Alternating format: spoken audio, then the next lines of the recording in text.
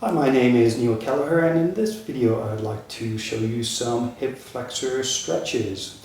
And a while ago I did a series which focused on the couch stretch, which is a very particular hip stretch which works on the rectus femoris. In this video I'm going to talk about a more wide-ranging variety of hip stretches, hip flexor stretches, so that you can stretch all of the hip flexors. So which muscles are hip flexors? First of all, there's the psoas, which attaches from the lumbar spine. It angles forward across the front of the hip bone and then angles back, at least while standing, to attach to the inside of the top of the thigh bone. So that's the iliacus, that's the psoas, sorry.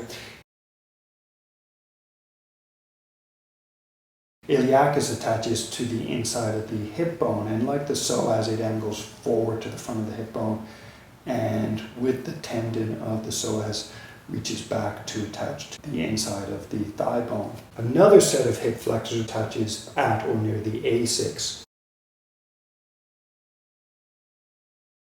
One, the rectus femoris, it attaches just below the A6, runs down the front of the thigh, attaches to the kneecap, and from there the front of the tibia. Then there's tensor fascia latae, which attaches to the A6, runs down and back to attach to the front edge of the iliotibial band, which runs down the side of the thigh to attach to the top of the tibia, top of the outside of the tibia. Then there's a sartorius, which also attaches to the A6. So this muscle here, it runs from the A6 down the inside of the thigh, so in front of the adductors but behind the vastus medialis. It curves around behind the vastus medialis to attach below the bump of the knee to the inside edge of the tibia. One simple way to stretch the psoas is while standing upright or while lying on the floor. You can grab a knee and hug the knee to the chest, and actually while holding the knee, as you bring the knee up, what tends to happen is lifting this knee tends to cause the pelvis to tilt back. And so what you end up doing with this knee straight is stretching the psoas of this leg. And it's a little bit easier to do while lying down, because while you're lying down you can work at flattening your lower back to the floor. Now, an option to do this while standing, so say you haven't got room to lie down, an option is to do it while standing and with the knees straight. With the knees straight, the idea is to, and first of all I'm standing with my feet parallel. With the knees straight, the idea is to pull up on the pubic bone and the A6 so that the lumbar spine flattens. And actually you could do this while standing against the wall. With your back against the wall, pull your pubic bone up, your A6 up, so that your lumbar spine flattens against the wall. And if you've got a big bum, that might be a bit of a problem. So the more important point is to actually feel your lumbar spine. So you could do that with knees bent first. Lift your pubic bone, A6, feel your lumbar spine flattening, relax. Feel your lumbar spine flattening, relax. Then do the same thing. So repeat that a few more times if you need to. Then do the same thing with knees straight. Pull up on the pubic bone, pull up on the A6, feel your lumbar spine flattening. And I'm doing a little bit of a wiggle. I'm trying to make both sides of my lumbar spine feel even. Now, because the psoas attaches to the inside of the thigh, what may be important is to anchor, well actually first of all, with respect to the chest, you could try lifting your chest a little bit, pulling up on the pubic bone and A6. And one reason for lifting your chest is so that it's easier to use your abdominal muscles to pull up on the pubic bone and A6. Something else you could do, pull your belly in, then pull up on the A6 and pubic bone. With respect to the thighs, because the psoas attaches to the inside of the thighs, foot positioning may or may not matter. whether you turn your feet out parallel or in, what I'd suggest is experiment with turning your feet out or having them parallel or having them in. See which gives you the best stretch. But in any case, one thing that you could do is try to push the top of the thighs out, push the inner thighs slightly back or resist them pulling forward.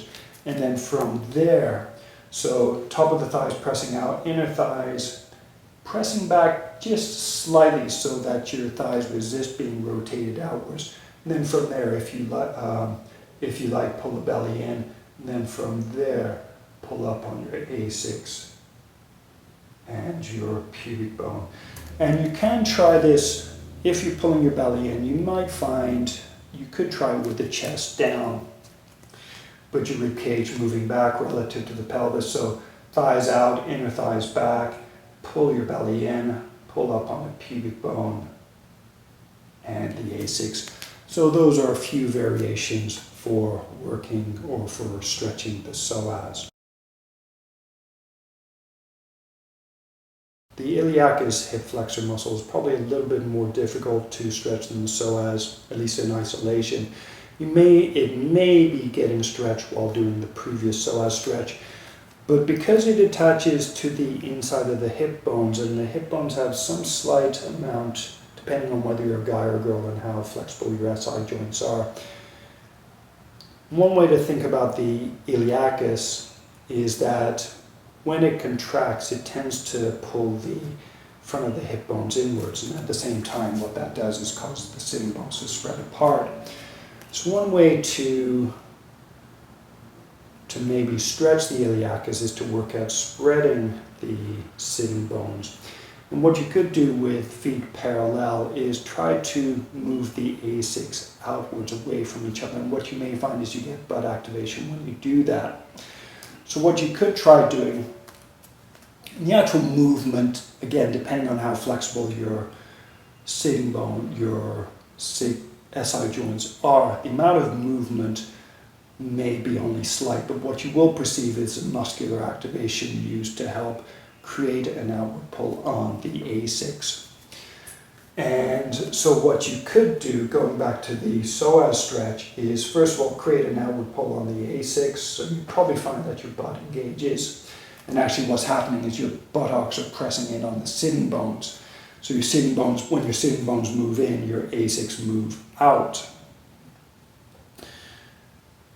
Yeah, so when your sitting bones move in, your A6 move out, and the amount of movement is slight, but just because you're thinking about spreading your A6, the way the brain translates that is to activate the buttocks to press the sitting bones in.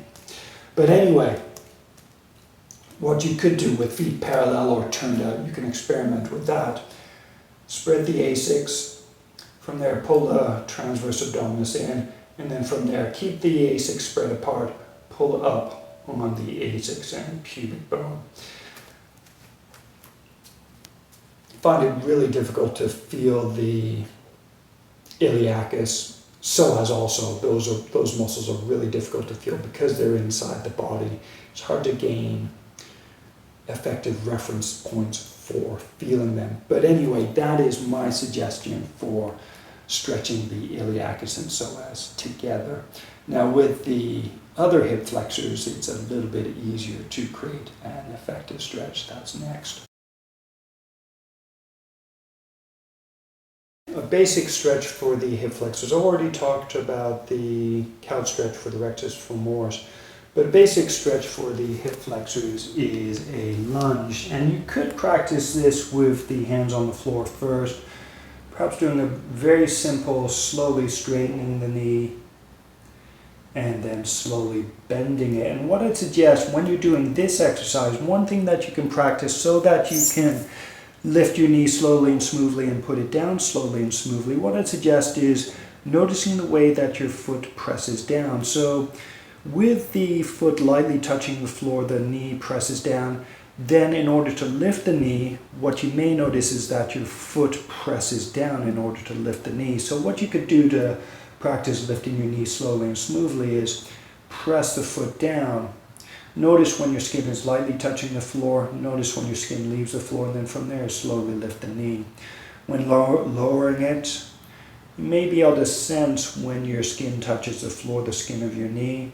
And then from there, slowly relax, feel your foot relax. So that could be an exercise you could practice while just as a warm-up with your hands on the floor. But then from there, what you could do is lift your chest. Now in this pose, because the idea is to stretch the hip flexors that attach at or near the A6, one thing that you want to do, because you're working at straightening the knee, one thing I'd suggest is either lifting the chest, pulling the belly in, create an upward pull on the A6. From there, in particular, the back leg A6. So create an upward pull on the A6, and then from there, press the back foot down, straighten the knee. You could either hold this pose, work at pulling up on the A6, or put the knee down, relax. So chest up, pull up on the A6, so maybe pull your transverse abdominis inwards.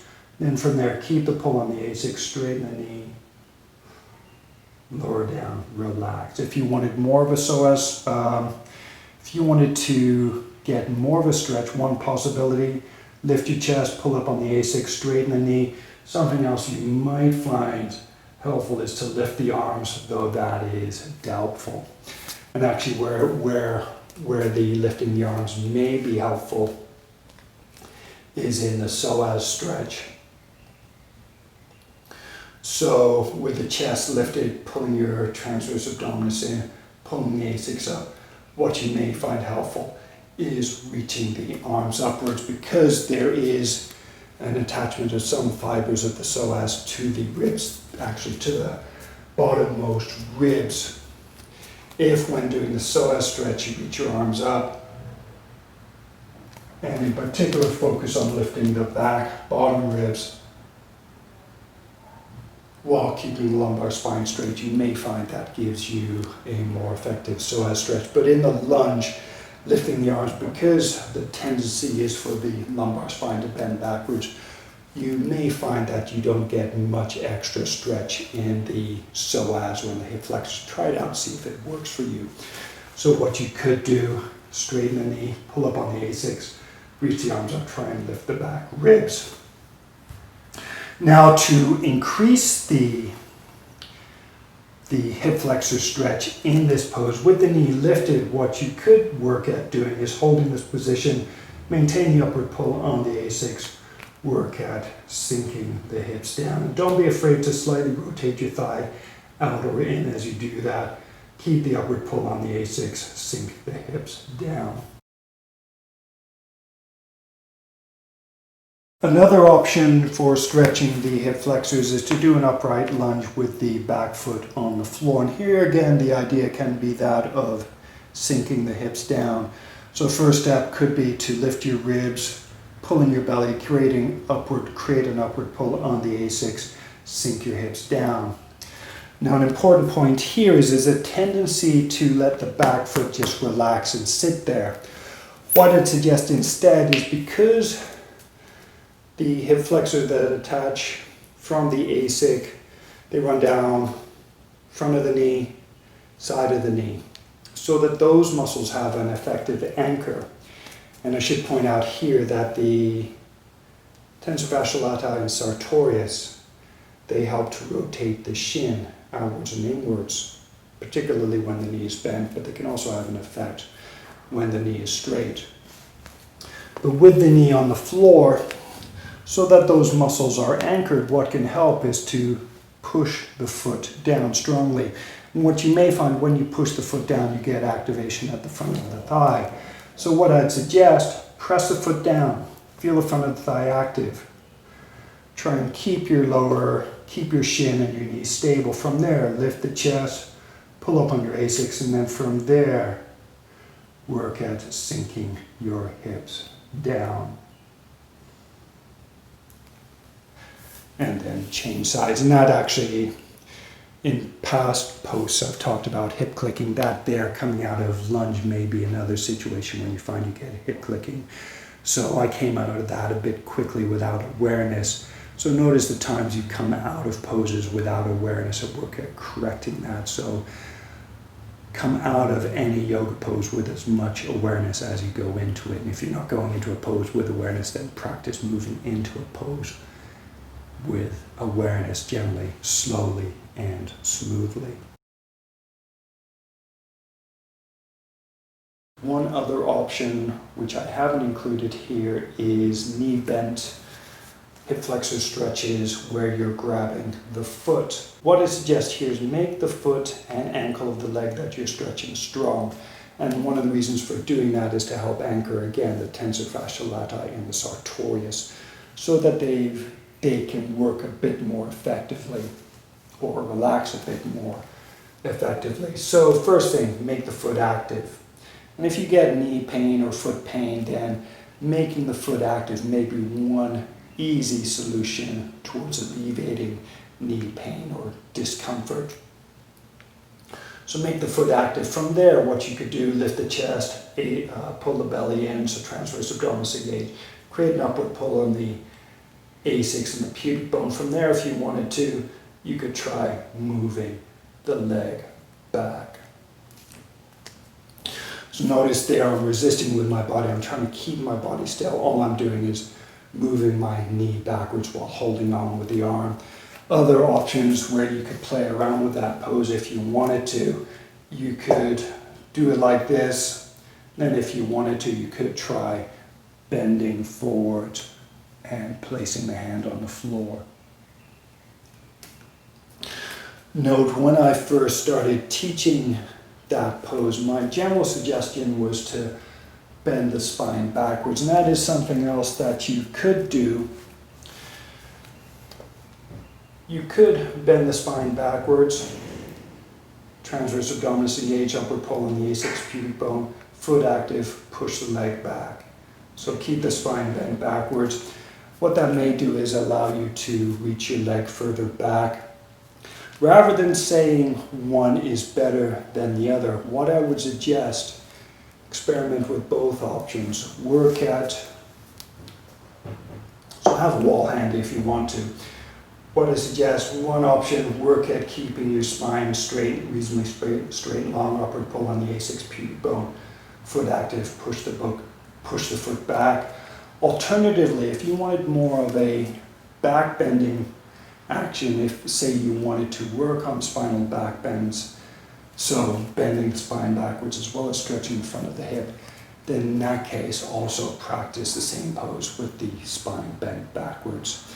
Unless something causes you pain or over the course of time looks like it's causing more harm than good, I'd suggest playing with different options. Find out what works best for you, and on any given day, what works best for you may be different. So I would suggest don't be afraid to experiment, play around, have fun, explore your body. Anyway, thank you very much for watching. Hopefully this was helpful. Namaste.